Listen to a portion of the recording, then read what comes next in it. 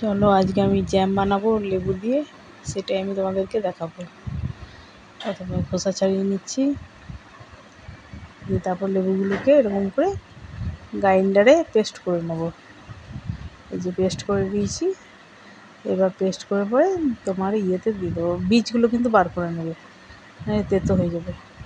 এবার যেমন মিষ্টি লাগবে সেরকম দেবে, আর ব্যালেন্স একটু নুন দিতে হবে, কারণ টক হয় তো খুব, সেরকমভাবে বানাবে।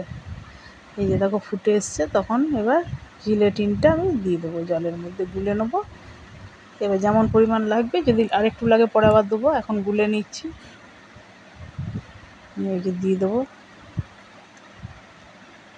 আগার আগারও হবে আর জিলেটিনও হবে। এবার এরকম করে নাড়তে থাকবো।